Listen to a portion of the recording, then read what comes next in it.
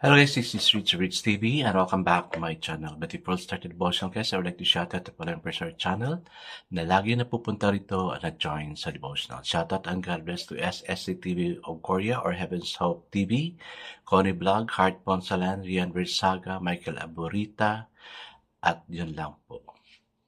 Shout out na rin sa mga hindi nakipsabay na manood sa devotional but still napunta pa rin dito para manood at makinig sa devotional. God bless us all guys.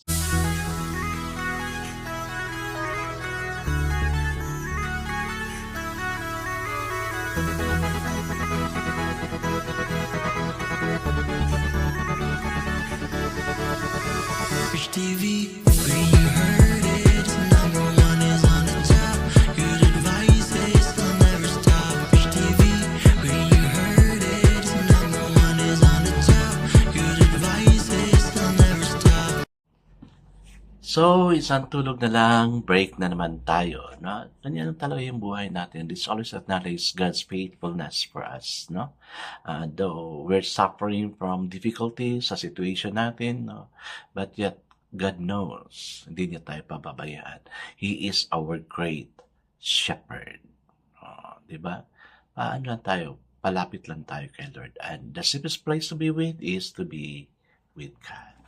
Hey guys, let's now proceed to our devotional. Let's open the Bible to Genesis chapter 33 verse 1 to 11. Medyo mahaba-haba siya but still, we need to listen on what He is saying us. I'm reading the King James Bible. So, parang medyo mahirap sa intindihan. Kaya, let's listen. Okay, the word of the Lord in Genesis chapter 3 verse 1 to 11. I like the story of this, no?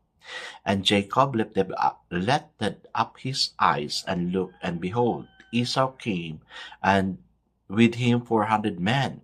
And he divided the children into Leah, unto Rachel, and unto the two handmaids.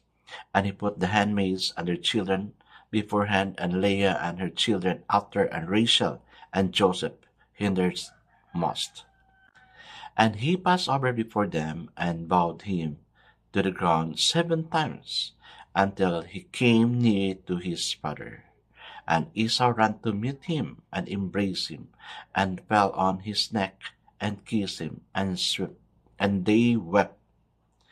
And he lifted up his eyes, and saw the woman and the children, and said, Who are these with thee?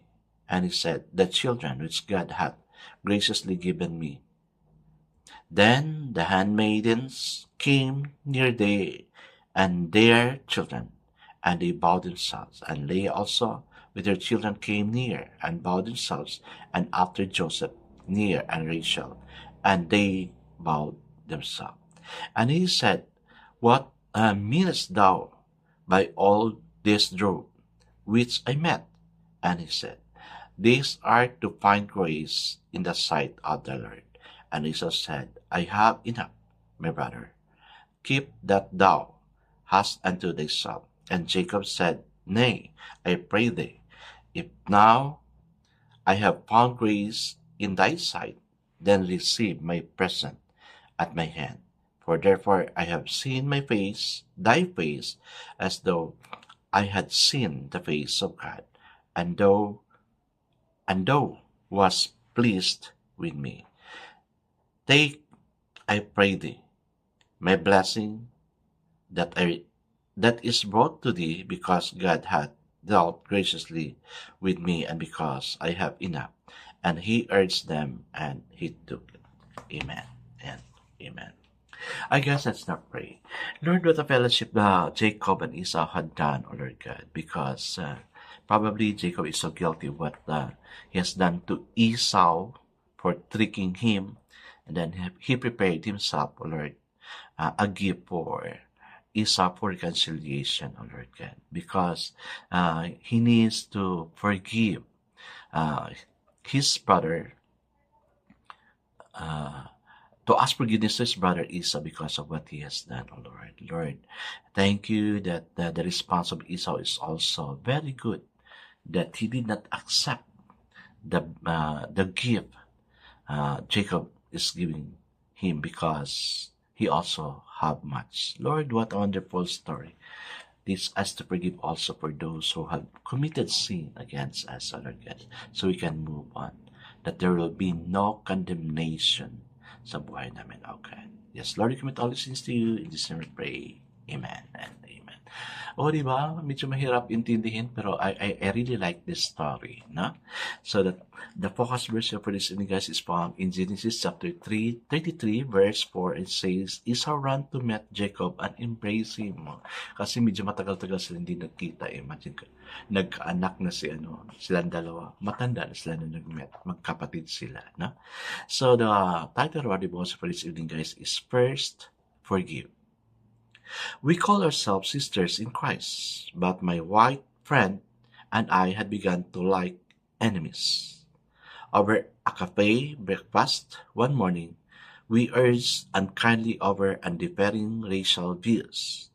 When we parted, with me vowing not to see her again, 1 year later, however, we were hired by the same ministry, working in the same department and able not to reconnect awkwardly. At first, we talked over conflict. Then, over time, God helped us to apologize to each other and to heal and to give the ministry our best. God also healed the bitter division between Esau, his twin brother, Jacob, and blessed both lives. A one-time schemer, Jacob had dropped Esau of their father's blessing, but 20 years later, or 20 years pala, no? God called Jacob to return to their homeland, so Jacob sent ahead bountiful gift to appease Esau. Ito yung pinipray natin kanina. Ito din yung binasa natin kanina. But Esau ran to meet Jacob and embraced him. He threw his arms around his neck and kissed him. And they wept. Of course naman, no? Imagine 20 years sila hindi nagkita. So, they really miss each other. So, probably, that's also the reaction we're going to do, no? If we miss somebody, particularly, kapatid pa niya yan, no? Twin brother niya. Okay, let's continue. The reunion stands as a classic example of God's urging to settle anger with a brother or sister before offering our gifts, talents, or treasure to Him. No, ang ganda, no? So, kailangan pala ng reconciliation muna, no? Bago natin ibigay yung present natin sa to whom we committed a sin, no? Okay, let's continue. Jacob obeyed God by reconciling with Esau and later setting up an altar to the Lord. What a beautiful order. First strive to forgiveness and reconciliation, then at His altar, He receives us. So, ang ganda-ganda, no? I really like. Ini-imagine ko yung fellowship nila ba na. Kasi, the reason why na they separated kasi nagkasala si Jacob kay Esau, no? Nilamangan niya, no? Nakuha niya yung blessing from Abraham. Nakuha niya yung blessings kay Abraham. Kaya naging guilty siya kasi hindi niya nabigay yung blessing kay Esau. Si Abraham yun kasi ang promise niya is Isaac pala, anak ni kasi si Abraham is ang father niya is Isaac, no? So yun, hindi nabigay kay Esau yung blessing, nabigay niya kay Jacob kasi binulan niya si Kwan, yung father nila, no? Ang ganda-ganda ng fellowship nila, no? Ang ganda ng ways of forgiveness nila. Kaya tayo, no, kung sino man yung kagalit natin, member ng family, asawa, anak, kapitbahay, no, or yung kasamahan natin sa trabaho, may we also do these things, no? Okay. Ako, I really give gift to those whom I have committed sin, no? So, kaya ng ginawa ni Jacob. So, ang ganda ng fellowship nila, guys, no? Sana gawin din natin yan. So, there's a question here. Against whom do you hold a grudge or grievance? Wala.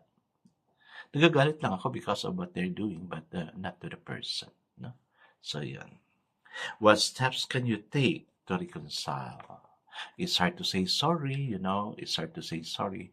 So the very best thing to do is prepare ourselves through prayer, and God will really give us the strength to ask forgiveness to whom we have committed sin.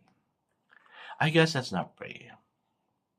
Dear God, when I hold onto hard feelings against another believers, inspire us on the way to your altar to first forgive. Amen and amen. Yes, guys, let's ask forgiveness first before we give our gift. God bless us always because I know God shall bless us 10 times better. This is again Rich TV. Kita-kita tayo muli at sa muli. Paalam.